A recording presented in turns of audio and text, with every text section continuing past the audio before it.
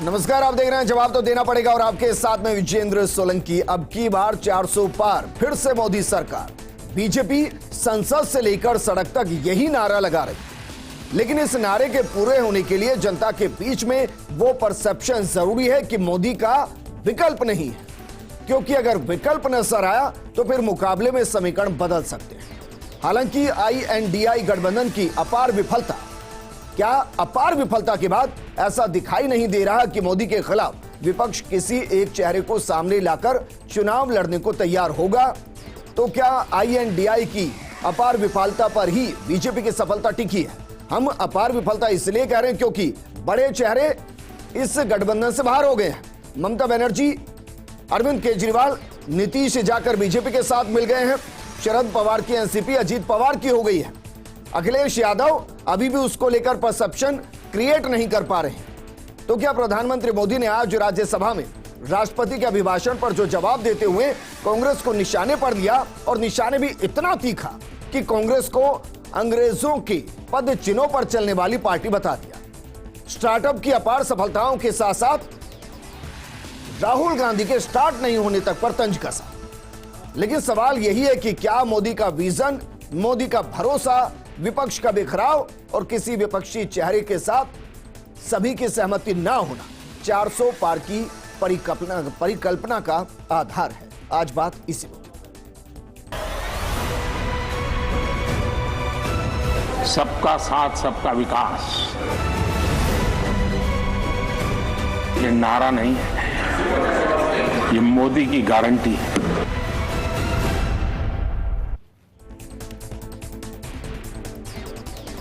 तो चलिए सबसे पहले आपको तेजी से यह बताते हैं कि राष्ट्रपति के अभिभाषण पर राज्यसभा में धन्यवाद प्रस्ताव पर प्रधानमंत्री मोदी ने जवाब देते हुए क्या कुछ कहा।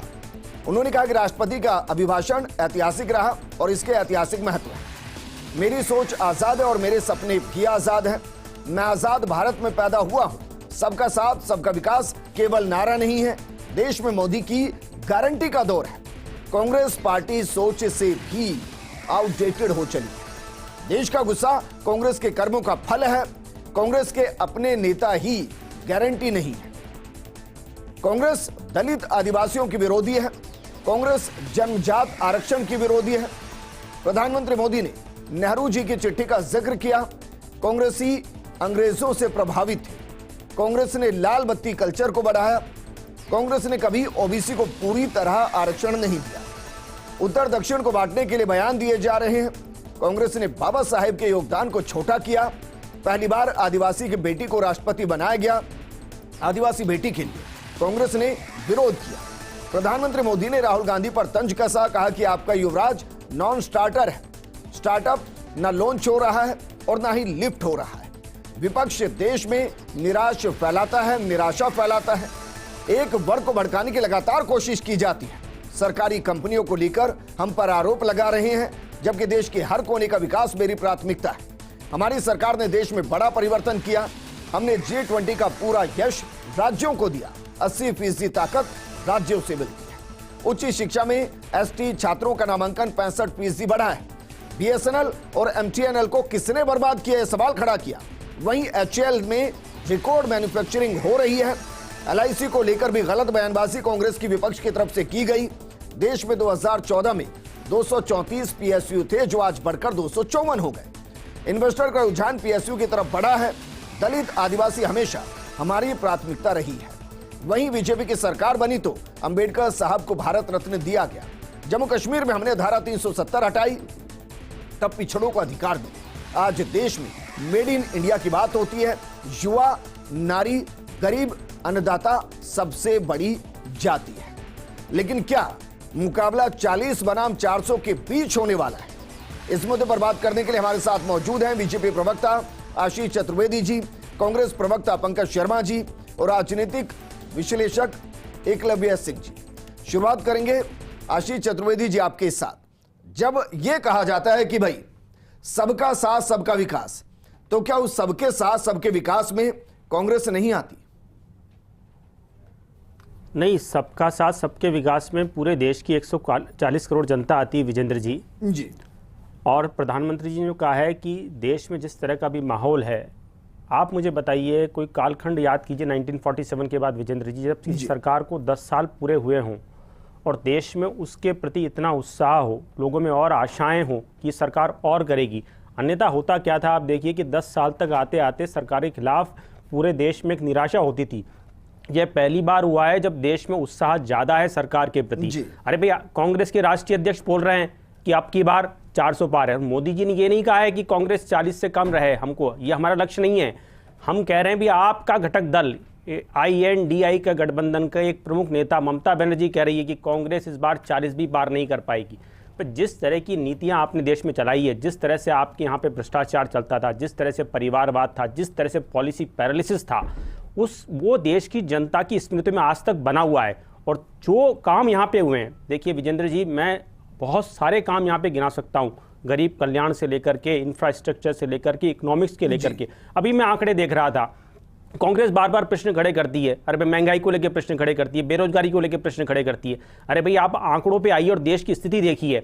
अभी आप देखिए GST collection all time high चल रहा है। क्या ये इकोनॉमी का इंडिकेटर नहीं है? रोजगार देने की बात की गई थी ना, की थी या नहीं की थी? 2 करोड़ रोजगार देने की कितने दिए? रोजगार मिल रहा है ना? अरे मुझे बताइए, मुझे विजेंद्र जी इसमें चर्चा कर। विजेंद्र जी बहुत अच्छा प्रश्न है आपका। विजेंद्र जी जवाब देता हूं। अगर कोई बच्चा 12वीं की परीक्षा की तैयारी करता है तो फिर परिणाम बताता भी तो है ना, कितने % मेरे मार्क्स आए। विजेंद्र जी तो बताइए ना कितने रोजगार, बताइए मुझे। बताइए, अगर देश में आज मेट्रो का विस्तार इनकी कंपैरिजन से 10 गुना हो रहा है, हाईवे का विस्तार 4 गुना की वृद्धि से हो रहा है, अगर हमारा कैपिटल एक्सपेंडिचर 11 लाख करोड़ है, तो मुझे बताइए क्या इससे रोजगार का सृजन नहीं हो रहा है? क्या जी, क्या जो मुद्रा लोन मुझे नहीं पता, मैं आपके एक स्टेट का जिक्र करता हूं, हरियाणा पड़ोसी राज्य है, वहां इजराइल भेजने की तैयारी हो रही है। बेरोजगारी इतने से ज्यादा हो गई कि कह रहे हैं कि भाई आपको इजराइल भेज देते हैं।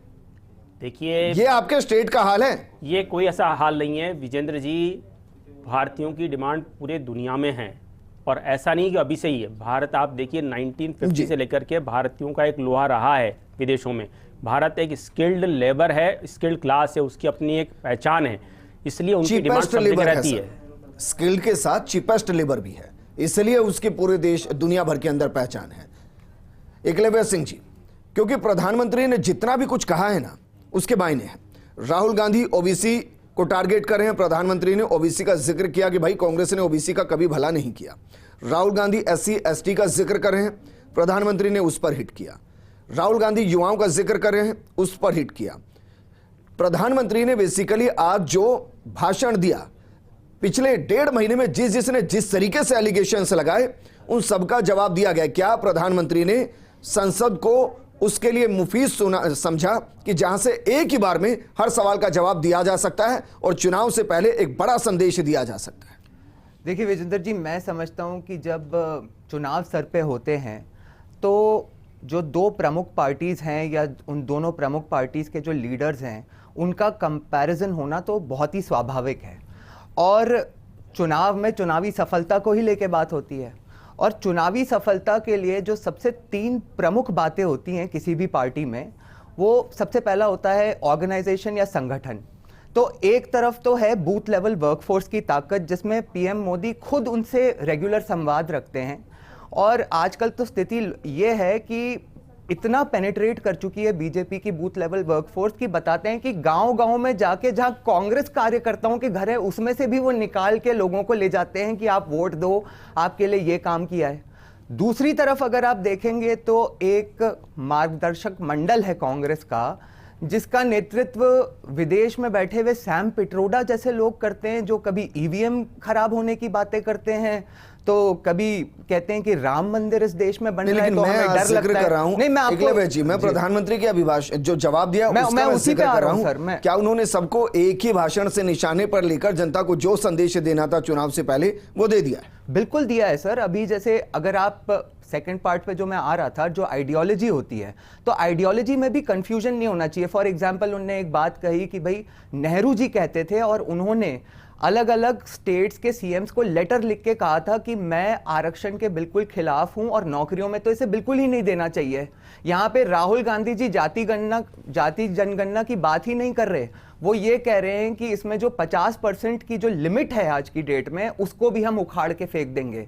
तो आपकी आइडियोलॉजी नेहरू जी, जिनको आप इस दुनिया में सबसे बड़ा व्यक्तित्व समझते हैं, वो है, या आज राहुल गांधी जी हैं जो ये भी डिसाइड नहीं कर पा रहे कि वो इस पार्टी के लीडर हैं या नहीं। वो प्रेसिडेंट होने में संकोच करते हैं, वो फेस हैं लेकिन फेस पंकज नहीं शर्मा भी हैं। जी, दरअसल ये बेसिक सवाल है कि भाई एक गठबंधन का जिक्र किया गया, उस गठबंधन को लेकर कई बार मीटिंग्स हुई, फिर चाय समोसे को लेकर चर्चाएं हुई, उसको लेकर नाराजगी व्यक्त हुई, और फिर जो गठबंधन था वो गठबंधन होता चला गया, धीरे धीरे उसमें बंधन टूटते गए, पार्टियां घटती चली गई। क्या 400 पार का जो विजन है उसके पीछे एक बड़ा रीजन इस गठबंधन के अपार विफलता है जो कभी बन ही नहीं पाया? देखिए विजेंद्र जी, मुझे लगता है कि मैं अपनी बात को आगे रखूं उससे पहले आपको 2 दिन पहले प्रधानमंत्री के एक दिए गए वक्तव्य, जो उन्होंने कहा कि नेहरू जी ने भारतीयों को आलसी कहा, उसका वक्तव्य को मैं एक बार आपको सुनाना चाहता हूं, और उसके बाद में जो नेहरू जी ने कहा था वो भी मैं सुनाना चाहता हूं, तो जिससे ये पता चलेगा इस देश को, प्रदेश को, कि एक संवैधानिक पद पे बैठे हुए व्यक्ति किस तरीके से झूठ का खुलेआम इस्तेमाल करते हैं। और केवल जो व्यक्ति इस दुनिया में नहीं है जिसने देश के प्रथम प्रधानमंत्री हैं और देश के लिए अपनी बहुत बड़ी भागीदारी उन्होंने निभाई है, उनको किस तरीके से उनकी छवि को धूमिल करने का काम वो लोग कर रहे हैं। मैं केवल 1.5 मिनट आपका लूंगा, मुझे लगता है आपको कुछ चीज़ ने भारतीय कम अक्ल के लोग होते हैं। पीएम मोदी ने नेहरू के बहाने गांधी खानदान और पूरी कांग्रेस को अपने में लपेटे में लेने वाला बयान दिया है, लेकिन क्या देश के पहले प्रधानमंत्री जवाहरलाल नेहरू ने ऐसा कहा था? सुनिए। हिंदुस्तान में काफी मेहनत करने की आदत आमतौर से नहीं हुई। हमारा कसूर नहीं, आदतें ऐसी पड़ जाती हैं वाकयात से, लेकिन बात यह है कि हम उतना काम नहीं करते जितना कि यूरोप वाले या जापान वाले या चीन वाले या रूस वाले कहीं करते, या अमेरिका वाले। ये न समझिए कि वो कौमें खुशहाल हो गई कोई जादू से, मेहनत से हुई है और अकल से हुई है। तो हम भी मेहनत और अकल से बढ़ सकते हैं, कोई और चारा नहीं।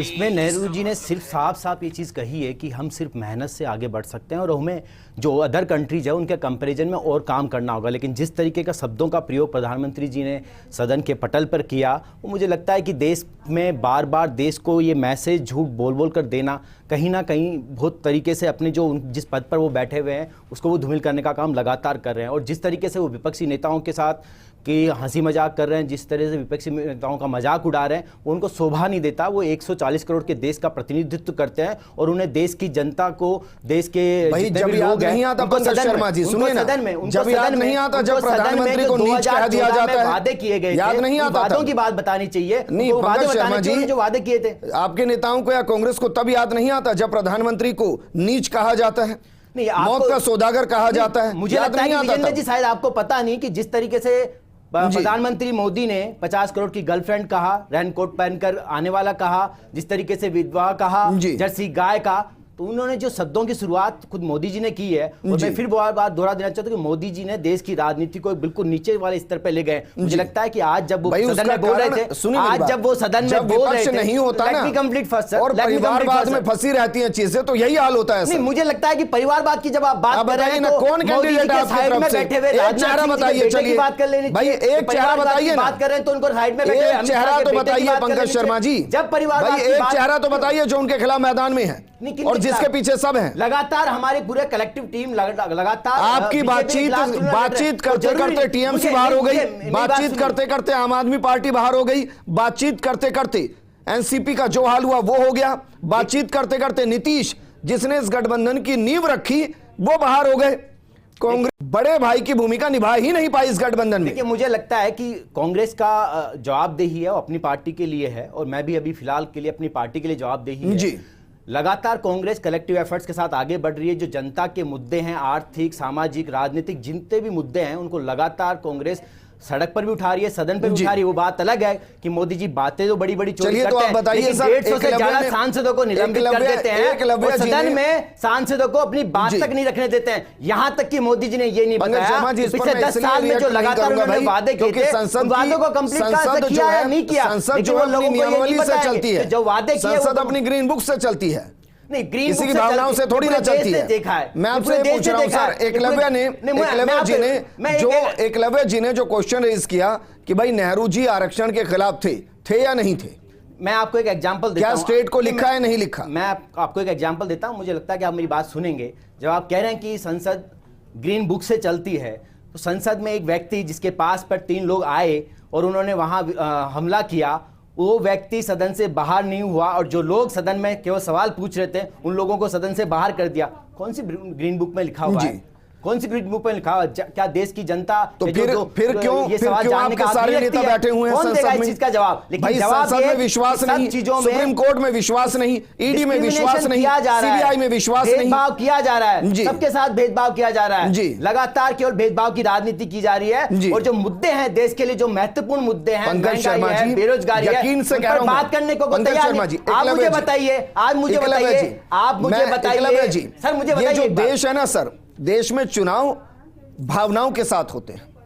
जो लोग ये सोचते हैं ना कि नहीं, योजनाओं के आधार पर होते हैं, योजनाओं के साथ भावनाएं ज्यादा प्रगाढ़ होती हैं जिसके आधार पर चुनाव होते हैं। अगर वाकई में विपक्ष के साथ तानाशाही हो रही होती, वाकई में अगर विपक्ष के अधिकारों को दबाया जा रहा होता, तो परिणाम इस तरीके से नहीं आते। आज देश क्यों प्रधानमंत्री मोदी के साथ फिर खड़ा नजर आता है? इसलिए खड़ा नजर आता है सर, क्योंकि जैसे कि अपन ने अभी जो सेकंड पार्ट की बात करी आइडियोलॉजी की, नेहरू जी और आरक्षण को लेके उनकी जो विचारधारा थी उसकी बात हुई, और उसका राहुल गांधी जी के साथ जो कॉन्फ्लिक्ट है उसकी अपन ने बात करी। पर इसके अनगिनत एग्जाम्पल हैं, जैसे कभी एक समय पे ये अपने माथे पे भस्म रगड़ के खड़े हो जाते हैं और दूसरे ही क्षण किसी और स्टेट में उसी भारत जोड़ो यात्रा में ये बोल देंगे कि टोपी पहन के कि भगवा आतंकवाद है इस देश में। तो भैया आप डिसाइड करो ना कि इस देश में आप किस चीज के लिए लड़ रहे हो, आपका क्या स्टैंड है। भाई वो स्टैंड समझ नहीं आता ना, क्योंकि उनके लिए 3 डेफिनेशंस है, एक हिंदू है, दूसरा हिंदुत्व है और तीसरा हिंदुत्ववादी है। सर लिए मोदी जी के साथ जनता बड़ी सिंपल रीजन है कि क्यों कनेक्ट करती है, क्योंकि वहां पे क्लैरिटी है, कॉन्फिडेंस है, डिलीवरी है और उसका कन्विक्शन है। एकलव्य सिंह जी जो बात कर रहे हैं उसमें भी एक डिस्क्रिमिनेशन है, क्योंकि ये जो बात कर रहे हैं वो जो प्रियम्बल है कॉन्स्टिट्यूशन का, वो भी उसको मानते हुए बात नहीं कर रहे। वो कह रहे हैं कि एक तरफ तो आप चोपी लगा रहे हो, एक तरफ आप तिलक लगा रहे हो, आपको क्लैरिटी नहीं है। क्लैरिटी नहीं है, हमें क्लैरिटी है कि देश की जो संविधान बना है उसके अनुसार हमें अपना आचरण रखना है कि नहीं, वो क्लैरिटी हमें है। लेकिन मुझे लगता है कि अब देश के लोगों को कहीं ना कहीं सोचना होगा, जो लोग बीजेपी के सपोर्ट में हैं उन लोगों को भी सोचना होगा कि एक संवैधानिक संस्था है, संविधान है, उसके हिसाब से हमें कार्रवाई करनी पड़ेगी। अगर राजनीतिक विश्लेषक भी ये बात करने लग जाएंगे कि जो क्लैरिटी है वो संविधान के अकॉर्डिंग चलिए पंकज शर्मा जी आप बताइए, सोचने वाली बात है। टेररिज्म इस शब्द को किसने इंट्रोड्यूस किया? सैफ्रॉन टेररिज्म इस शब्द को किसने इंट्रोड्यूस किया? मुझे नहीं पता किसने इंट्रोड्यूस किया, क्योंकि मीडिया का दिया हुआ वर्ड है। अरे भाई जयपुर में इंट्रोड्यूस हुआ है, जयपुर में हुआ है, जयपुर में। अरे आप राहुल गांधी ने इंट्रोड्यूस किया जयपुर में, सुशील कुमार शिंदे ने किया, तत्कालीन गृह मंत्री बता रहा हूं। अरे सुनिए ना, सुनिए बता रहा हूं, पटल पे खड़े हो बीजेपी बताता हूं, जयपुर के अंदर सुशील कुमार शिंदे जो गृह मंत्री थे, उन्होंने कहा कि भगवा आतंकवाद का वर्ड यूज किया है। आपके पी चिदम्बरम ने यूज किया है, राहुल गांधी ने कई बार कहा है, राहुल गांधी जी ने टिमोथी को सर ऑन कैमरा तो प्रूव करने का ये है कि अगर आप मुझे 2 मिनट दे दो वीडियो निकालने के लिए, मैं वैसे ही बता देता हूं। तब के जो तत्कालीन इनके गृह मंत्री थे यूपीए सरकार में, शिंदे साहब, उन्होंने सदन के पटल पे खड़े होकर भगवा आतंकवाद की बात करी थी। और ये किस कॉन्टेक्स्ट, उसके बाद आप छोड़िए साहब, उसके बाद इनके दिग्विजय सिंह जी ने बकायदा किताब लिख के 2008 की जो मुंबई अटैक्स की घटना हुई थी उसके ऊपर बकायदा किताब लिख के, वो तो साहब कसाब जो है, मतलब हिंदुस्तान की या भारत की किस्मत अच्छी थी कि कसाब जो है वो जिंदा पकड़ा गया, नहीं तो उसको हाथ में कलावा पहना रखा था और पूरा एक प्लान था। ये प्रूव करना पहना है क्या उसे कलावा? आप कैसे लोग, लेकिन भगवा आतंकवाद को बता दिया ना, उसने फांसी दी कसाब को, कांग्रेस की पार्टी ने, कांग्रेस की सरकार ने फांसी दी। नहीं सर, आप बीजेपी सरकार में एक भी आतंकवादी को फांसी मिली हो तो बताइए, बताइए ना देश को। लेकिन सिर्फ आप लोग जो स्पेकुलेशन है, क्यों झूठ फैलाते हैं, जो प्रधानमंत्री सदन के अंदर बोल रहे हैं, वो लोग आप बात बोल रहे हैं। ये एक सबसे बड़ा अंतर है, अब उनका एनकाउंटर हो जाता है, मुठभेड़ में मारे जाते हैं।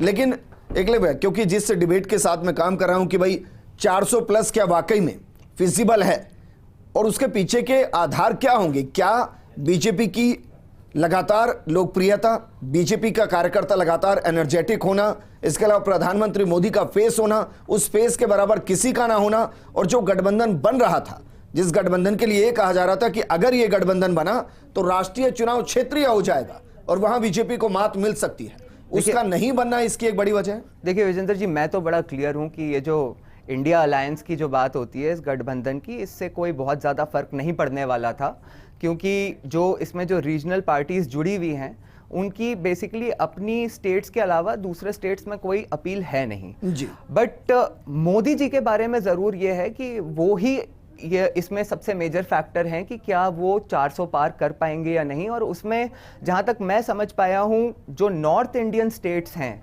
उसमें मोटा मोटी डेप्रिशिएट नहीं होंगी उनकी सीट्स। हो सकता है यूपी में जैसे पिछली बार वो आई थिंक 63 के आसपास थे, वो इस बार मुझे लगता है कि राम मंदिर और मतलब जो वहाँ पे नेशनल लेवल स्कीम्स और गवर्नमेंट स्कीम्स का जो इम्प्लीमेंटेशन हो गया है तो प्रॉब्ली वो 75 टच कर सकते हैं। बट इसमें जो मेरे हिसाब से जो सबसे इंपॉर्टेंट फैक्टर रहेगा that will be the south Indian states. और साउथ इंडियन स्टेट्स में आपने देखा होगा अभी मोदी जी ने जाके किस तरह से प्रचार किया है और वो अभी भी लगातार मेहनत कर रहे हैं। वहाँ पे जो इनके तमिलनाडु के जो प्रेसिडेंट साहब हैं के अन्नामलाई साहब, उनने भी पदयात्राएं करके बहुत मेहनत करी है। तो मुझे लगता है कि अगर बीजेपी 400 के आसपास पहुंचती है, विच इज वेरी डिफिकल्ट, लेकिन अगर ऐसा होता है तो इसमें साउथ इंडिया की बहुत बड़ी भूमिका होगी। आशीष चतुर्वेदी जी, प्रधानमंत्री ने कुछ दिन पहले एक प्रोग्राम किया था और वो लगातार करते हैं परीक्षा पे चर्चा।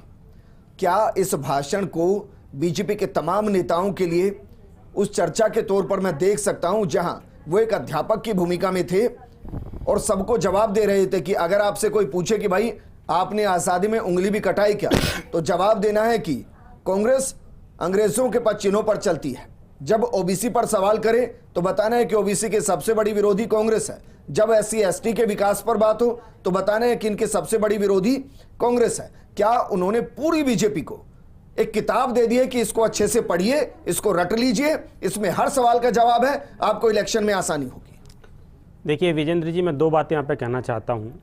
पहले तो अभी जो कहा गया कि भारतीय जनता पार्टी ने 400 पार का नारा नहीं दिया, हमने कहा कि एनडीए इस बार 400 पार करेगी और भारतीय जनता पार्टी जो पिछली बार 303 थी, हम 370 के आसपास सीटें लाने का हमने लक्ष्य रखा हुआ है। एक तो ये चीज़ क्लियर है।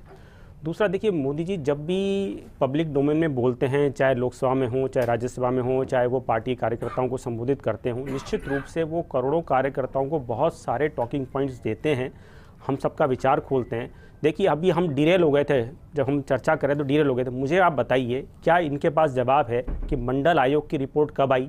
1980 में आई, 1989 तक वो धूल खाती रही। का ये फैक्ट नहीं है क्या? मंडल आयोग की जो सिफारिश है वो किसने लागू की? अरे भाई, आप ओबीसी का झुंझुना लेके घूम रहे हो, ये तो बताओ देश में कि आपने 10 साल तक उन फाइलों पे धूल क्यों जमने दी?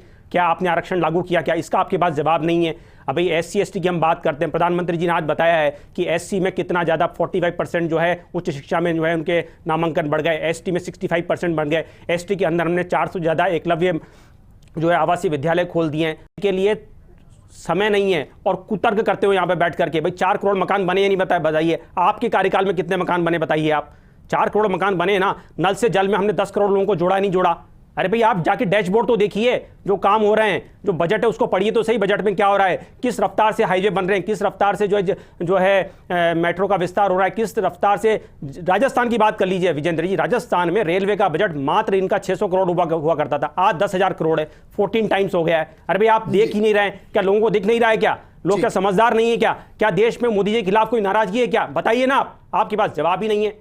अरे भाई हम कह रहे हैं आप 40 सीटें लेकर आइए। ममता बनर्जी कौन है? आपकी पार्टी की नेता है, वो कह रही है कि इस बार 40 भी नहीं ले पाई। तो देश में जो माहौल है वो सबको दिखाई दे रहा है, चाहे वो राजनीतिक विश्लेषक हो, चाहे वो राजनीतिक दल हो, चाहे समाज के लोगों को, सबको दिखाई दे रहा है कि कांग्रेस का इतना बुरा हाल क्यों हुआ है। ठीक है पंकज शर्मा जी, एक और जिक्र किया प्रधानमंत्री मोदी ने आज।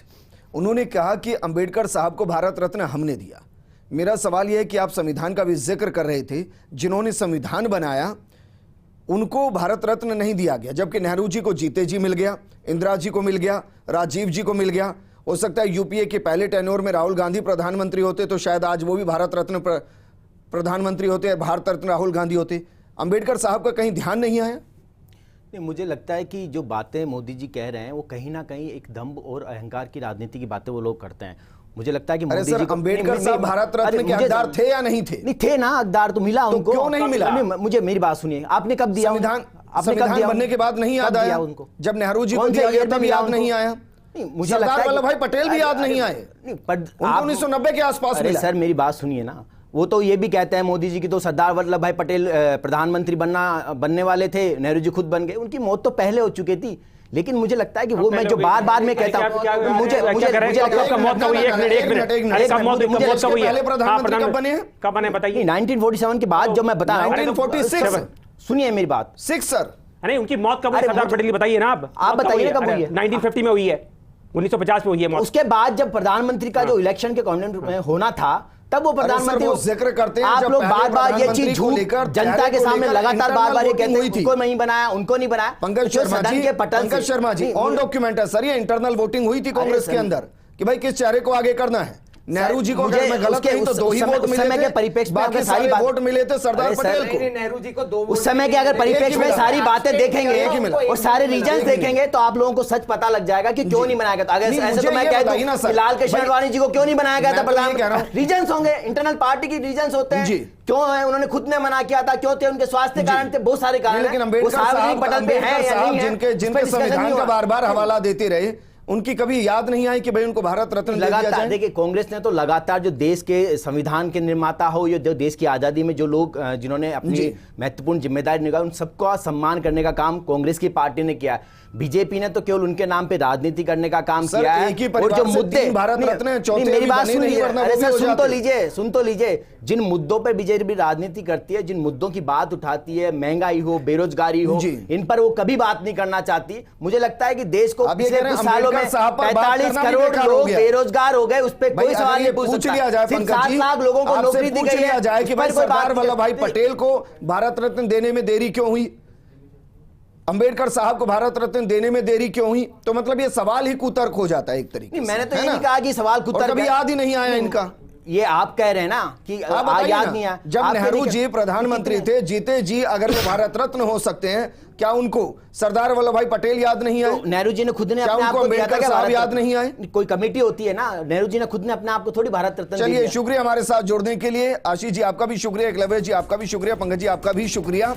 दरअसल जो बीजेपी कह रही है कि 400 पार, उसमें 3 परसेप्शन है। पहला, प्रधानमंत्री मोदी का चेहरा, दूसरा, विपक्ष की तरफ से कोई चेहरा नहीं होना, और तीसरा, जनता का वो परसेप्शन जो सोच रहे हैं कि शायद विकल्प नहीं तो यही विकल्प है। नमस्कार।